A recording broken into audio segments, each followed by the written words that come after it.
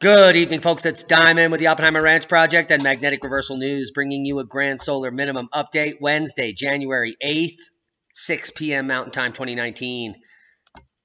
You're looking at the nexus of the Schmexus, covered in snow, as well as Arkansas and Louisiana and the recent models. Those are over 10 days out, but the big story is the heavy snow on the West Coast.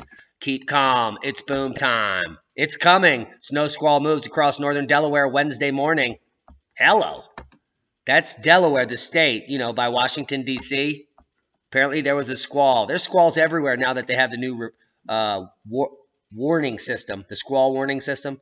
So now there's squalls everywhere. The National Weather Service sent out an emergency alert Wednesday morning. 1 to 2 inches of snow could fall in Newcastle County in a sudden snow squall. The warning was issued, and the snow squalled. New Jersey weather, dangerous snow squalls could hit the state with winds up to 50 miles per hour. Here's your snow squall region. Winter shock Wednesday. Slippery travel, windy, brief whiteouts, snow squalls, and rapid freeze-ups. Sounds like a party, don't it? Where are we? Up to 6 feet of snow possible in the Oregon Cascades. It's insane. 6 to 10 inches predicted today, 1 to 4 tomorrow. 6 to 12 on Friday, 8 to 12 on Saturday. Look at the numbers coming down. Look at the levels. 10 to 20 on Sunday. Snow levels dropping to 1,000 feet in the Cascades. 6 to 12 on Monday. Snow dropping all the way to 500 feet above sea level for 1 to 4 on Tuesday. And it will be frigid. Up to 6 feet of snow possible in the Oregon Cascades over the next week. While snowpack is below average right now, at the end of the week, they'll be pushing records. While forecasters continue to look out for the possibility of snow in Portland next week, it's certainly not out of the possibility of 6 feet in the Cascades over the next week. Check out the article. Links will be below. I spent a lot of time on that. Dangerous cold of minus 20 to minus 30 coming to Montana. Better get your extra long Johnnies. Winter weather advisory continues for Marias Pass and the Rocky Mountain front above 5,000 feet into Wednesday morning. Big Sky Country is about to get hit hard by winter weather, including snow and bitter cold. After a mild stretch, real winter is just a few days away. With scattered snow showers mainly in the mountains, temperatures will be mild in the 30s, so enjoy it while you can. On Thursday, some cold air will come in, and that's when it all breaks down. Look at this, these temperatures plummeting. Monday and Tuesday, highs will range from minus 15 to 0 with lows to minus 35 and minus 10. So very brutal weather coming to Montana. Get prepared. Don't be scared. New viruses discovered by Chinese scientists investigating pneumonia outbreak. Uh-oh, that's out of place. Witness describes harrowing moments after deadly Silver Mountain avalanche up in Idaho. We've been reporting on the heavy snow in northern Idaho, and it will continue. We're going to show you there's over 3 feet of new snow just in the last 48 hours up there. Kellogg, Idaho, 2 witnesses of Tuesday's deadly avalanche on Silver Mountain. Watch the video. Just click above there. They didn't show their faces because there were dead people, and they survived. They might have even kicked off this avalanche. So, 1 dead, 3 rescued, many buried. Several of the people unburied themselves, which is good news. Snowfall analysis from the last 48 hours showing the big winners in northern Montana and Idaho. Huge swath of 3 or more feet in western Montana, as well as in Seattle. the Seattle area, Washington State, up in the Cascades. Not in Seattle. There's no snow in Seattle. There's the dot. No snow ever there. Just cloudy all day and rain. Dark. Hellish. So up in the Cascades, we have 30 to 36 inches over hundreds of square miles, as well as Montana. The big winners in the Northeast were the Dax, 12 to 18 inches in some parts of northern Vermont and New Hampshire. And the snow will continue to fall. We're going to check the models. Here's weather.gov and your warnings for your counties. Just click on them. These regions, high wind warnings. And this is some lake effect snow here. And we have avalanche warnings in the bright blue. So heads up if you're in that region. A major multi-hazard storm is forecast to impact the southern plains and Midwest this Friday, shifting to the East Coast by Sunday. Severe thunderstorms with damaging winds and tornadoes are forecast for parts of the South. Heavy rain with the threat of flooding and possible from the Mississippi Valley up into Ohio and Tennessee valleys. They are already saturated here in green. Snow and ice possible from the Midwest to the Northeast. Yes, it is. Let's check the model and let's walk you through at least the next few days. You can see over the next 24 hours, some lingering snow in the Northeast, light at best, including lake effect streamers, and then heavy snow in the all the way down to the southern Sierras here. So we're going to be getting good mountain snow throughout the entire Sierras. It will not stop snowing in Idaho or western Montana either. There's your Friday outlook. And then later in the day, Friday, there will be some snow squalls that break out here in south central Arizona, as well as New Mexico. We might pick up a flurry or two. And then that storm develops in the central craton there of the U.S. and moves through the Midwest, bringing with it strips of 6 to 8 inches of snow through Indiana and parts of Missouri. Southern Iowa also going to get hit. Michigan, excuse me, looking like the big winner here with the thumb picking up 10 plus, 10 to 18 as you move out towards the lakes. This will be your Monday outlook. And then another system moves through here next week. And then next weekend, that snow starts to line up and move south. Take a look at these models. Not schmodels. Be prepared, not scared. If it's cold, you need backup heat. If the markets are going to be closed, you need food to eat. Pick it up. I just put it down. Extreme cold weather alert issued for Toronto. In these areas especially, if the power goes out, you need auxiliary heat. We're talking extended periods of minus 10 C or colder in many regions. Temperatures are projected to reach minus 13 Wednesday night in Toronto, and the city has issued an extreme cold weather warning. So heads up there. Chilly in Toronto. Snowy everywhere. Snowfall extreme cold warnings issued for parts of Saskatchewan. Heavy snow is coming to central Saskatchewan, while northern areas are under extreme cold warnings. He's doing something there. With the blast of Arctic air settle over the Providence, Environment and Climate Change Canada is warning of heavy snowfall and extreme cold in parts of Saskatchewan. Must be global warming, they said. Central Saskatchewan is expected to be hit with heavy snowfall. Saskatoon forecast to see 10 to 15 centimeters of snow starting Tuesday night and continuing until Wednesday night. Similar conditions are expected in and around Martinsville, Warman, and Rosthern, as well as Prince Albert and the surrounding areas. Looks frigid in that picture. What are the temperatures going to be like? Well, they're going to be bitter cold. Minus 45 C. Expected wind chill values. Lake Walston, Lake Fond du Lac, all in Saskatchewan and Cree Lake. All these areas expected to see wind chill values of minus 45 C. Brrr! That is all I can say there. And I actually made that noise. Pretty fantastic. Parts of Newfoundland just got buried under 50 centimeters of snow. That's half a meter for all you mathies. It's been quite a day for areas of Newfoundland. Starting Monday, which got hit with a huge blizzard and is currently covered in half a meter of snow. Cats can barely walk through it. Meow. Residents woke up to mounds of the white stuff, and the shoveling looks like it's going to be intense. There's the intense shovel right there. And that's tonight's first boom to your back. And to Newfoundland's half a meter. BC, increasing threat for snow on the coast. A lot of you people email me and you say, hey, let's get a forecast for the coast. When's it going to snow here? Well, your day has arrived. Low sliding down the coast, but the air is cool enough through Wednesday afternoon, evening, pre-dawn Thursday. That's west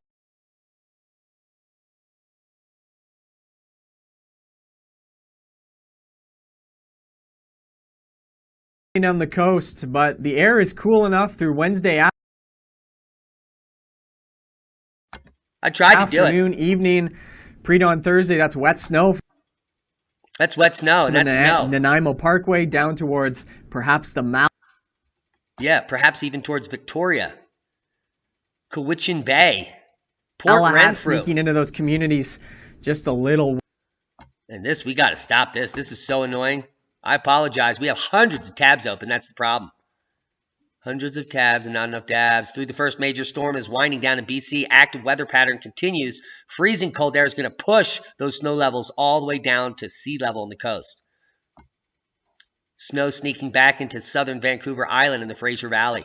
Comes ahead of a much stronger system making its way in for Friday and the weekend. And the storm stands to bring the first significant accumulating snow of 2020 to parts of the south coast, which is the coast with the most, the worst internet. Weather, cold, southerly intrusion. This is in New Zealand. Australia's burning to the north, and it's snowing in summer in the New Zealand regions. Absolutely insane. Cold southerly intrusion brings summer snow. Parts of the South Island received a dusting of snow overnight, reflecting cooler summer temperatures across much of the country. Snow reflects cooler summer temperatures. Yes, they would be also akin to winter temperatures, wouldn't they? Webcams from Cardona and the Remarquable, or how do you say that, ski resort showed snow falling overnight on Sunday and on Monday morning in New Zealand, where it's feeling a lot like Christmas in New Zealand in summer. This is Punta Ventana, a natural attraction in the municipality of Guayanilla in Puerto Rico, and it is no more. Starting with the first magnitude 5.8 shocker, Punta Ventana was destroyed, and this is what it used to look like. The spectacular rock formation was located in the south part of the island, near Guanica State Forest. And the 5.8 literally turned it to rubble.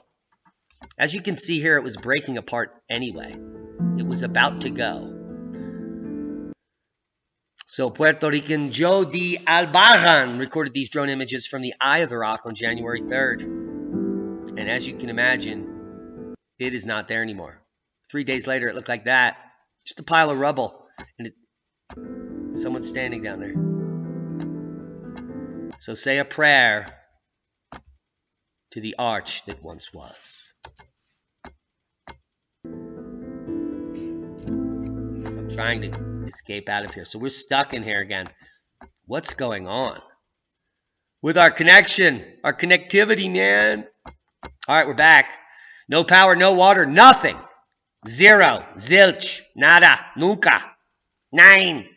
No power, no water, nothing. Deadly earthquake forces many Puerto Ricans to sleep outside. Well, if your house looks like that, you'd probably sleep outside, now wouldn't you? To add insult to injury, after the 5.8, a 6.4 magnitude caused the region to crumble even further. Many Puerto Ricans slept outside and woke up on an island still largely without power Wednesday after a string of earthquakes rocked their homes in recent days. The worst quake, a magnitude 6.4 that struck early Tuesday, killed at least one person, injured at least 9 others, and caused a power outage that has left about 500,000 people in the U.S. territory without electricity as of Wednesday. That's today. So our prayers go out to the Puerto Ricans affected. Seismic update. Aftershocks happening in the Puerto Rico area and a large rumbler kicking off in Dominica as this pressure is moving south. Pretty standard sized quake for the Dominican. They have these about every 3 to 5 years in this magnitude. And there are no reports of people even feeling it or damages that I could find. So, good news there. No other quakes to note. Moderate seismic activity worldwide. We have a quake high up in the Arctic, 4.8. We've had groupings of at least 5 Arctic quakes within 1 week over the past year, so we'll keep an eye on this activity, as well as the Caribbean. And let's just move right through here.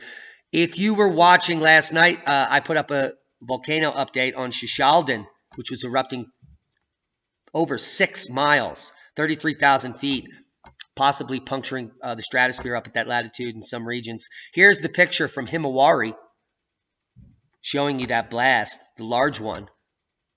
And seismically, the only other thing to note is there's lots of active volcanoes, including Fuego, which is continuing Strombolian activity at moderately high levels, blackening that new lush landscape that greened up quite quickly. Sungay to 19,000, Reventador 16, Aso. Sabancaya to 24,000. Sakurajima erupted. Fuego, Popo, Reventador, and more. And the most recent activity coming in from Sungay at 19,000 foot puff. And I'll pass on that. There you go, the Himawari of the 33,000 foot Shalden.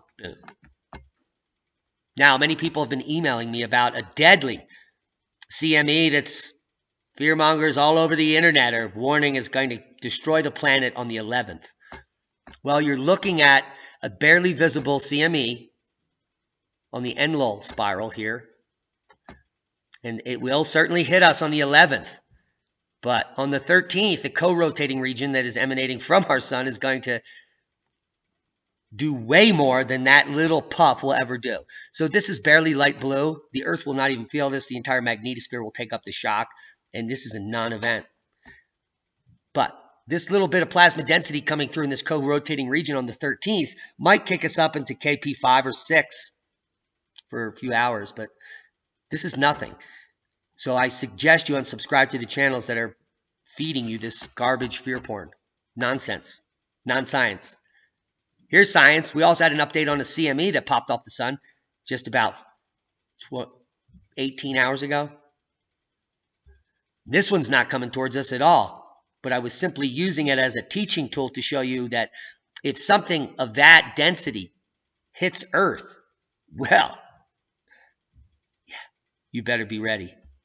Especially with our shields down. The magnetosphere is going to continue to wane the rest of your lives. It's not going to juice up anytime soon. 27 Edmontonians killed in Tehran plane crash that claimed 176 lives. Rex Barrow and I were talking about it on a podcast last night that we did on the retaliation by the Iranians.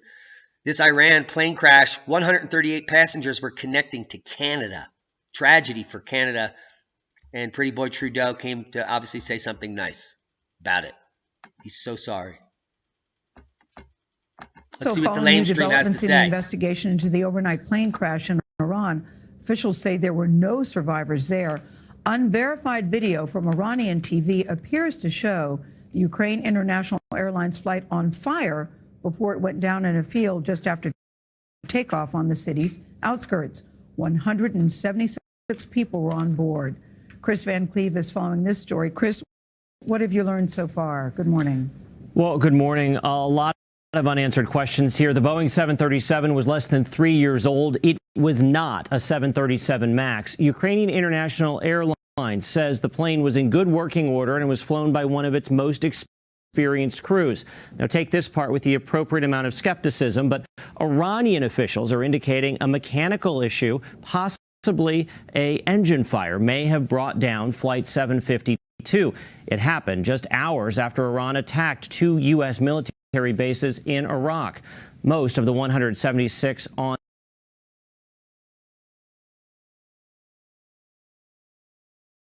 mechanical issue, now clearly possibly you can see here an engine fire, may have that is an aircraft that's breaking up and is already on fire.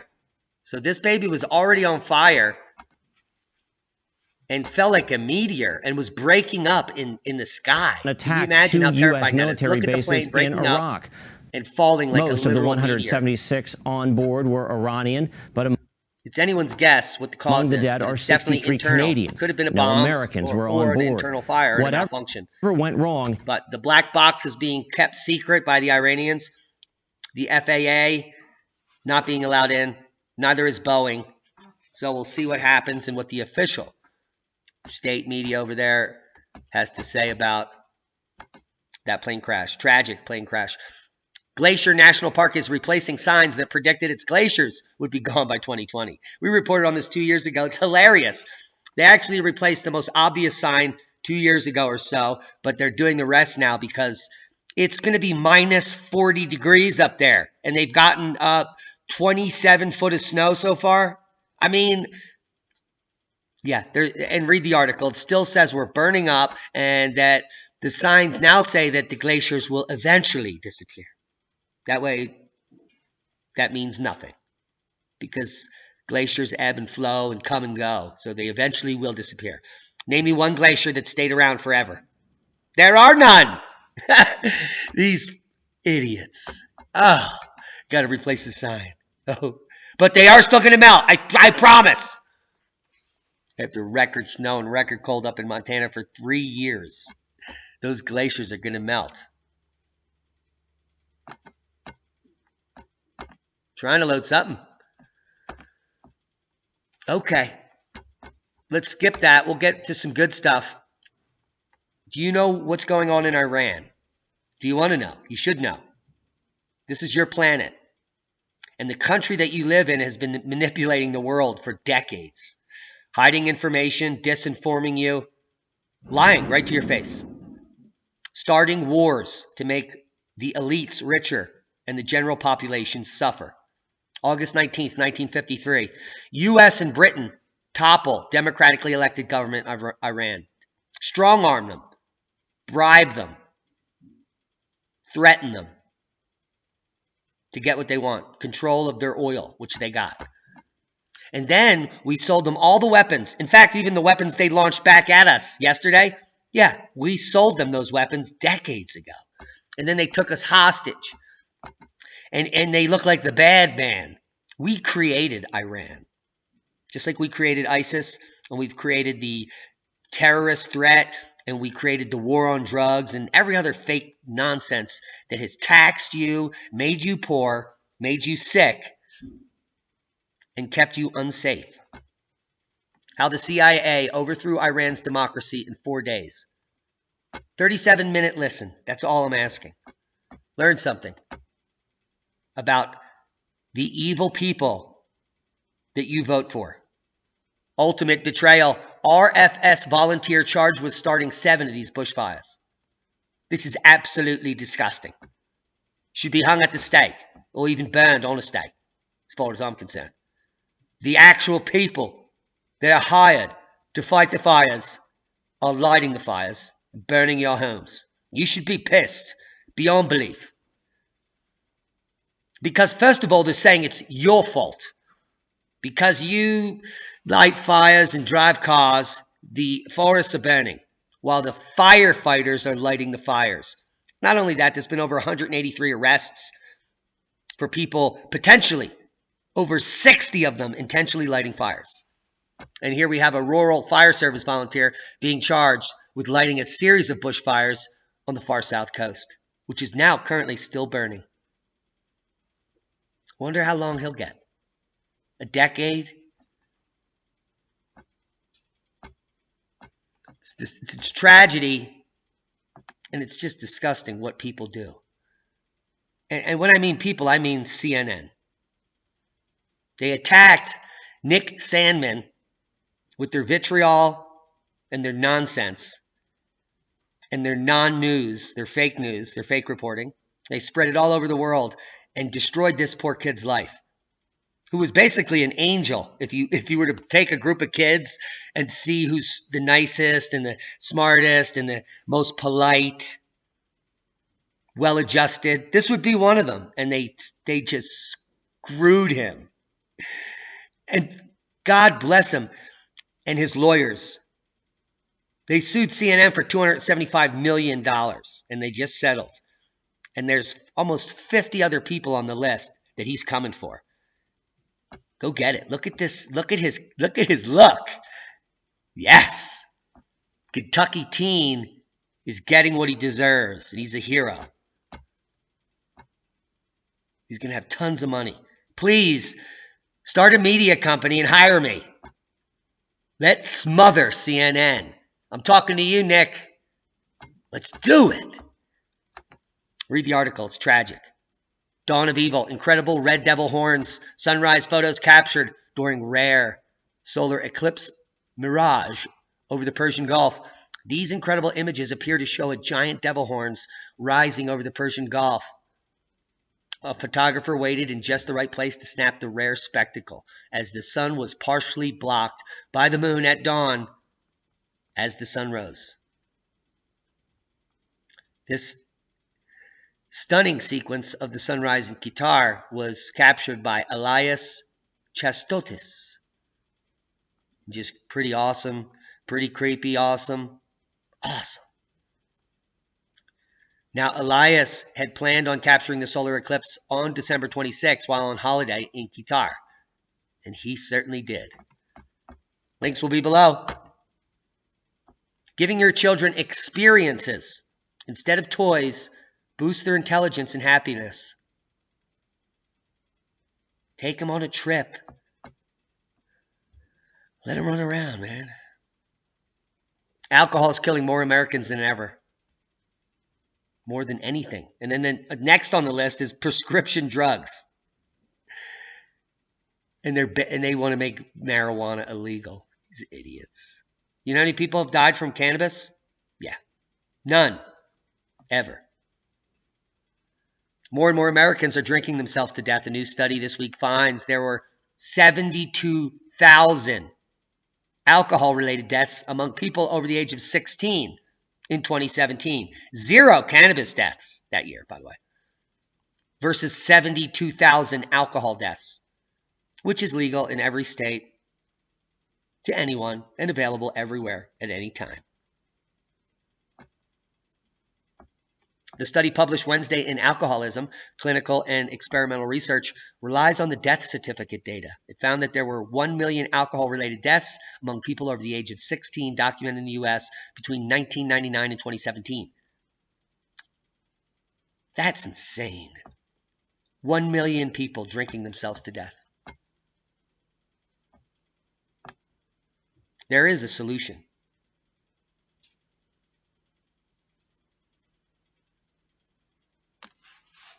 Go to your nearest AA meeting and get honest. 11 indoor farming companies taking agriculture indoors. This is a sign of the times. And a supermarket that just opened here in Pagosa is going to be growing their own food inside as well. And many other companies are finding that with all of the losses that are occurring, they need to come up with a solution, a new system. And indoor farming is the solution. I recommend rigid greenhouses for everyone that hears my voice. Everyone needs a rigid greenhouse to protect from hail and cold. And so you can grow all year and protect your life, your food, your lifeblood, your medicine. Pesticide-free, nutrient-dense organic food allows you to live a doctor and a hospital-free life. Yeah, it's true. You are what you eat. Grandma was right. Now, vertical farming, low-impact farming, and urban farming are just some of the ways to describe the move towards indoor farming using smaller footprints than traditional farming and monoculture. The folks over at Finstery Ventures put together some awesome... Anyway, here, take a look. Vertical gardening, eat food that grows up strings. You can do this in your own house. But you got to start now. You'll never learn how unless you begin failing right now. This is not something that you're going to just all of a sudden start doing and be succeeding at. Can you imagine if everyone's starving and you're looking at your pack of seeds and you're like, I don't know what to do. Proper prior planning prevents piss poor performance. Thank you for watching the video. Share this with like-minded people. Without you sharing this, we cannot grow. We love each and every one of you. Thanks to all of our one-time donors, our new Patreons, and for sharing this video. Be safe. That's about it.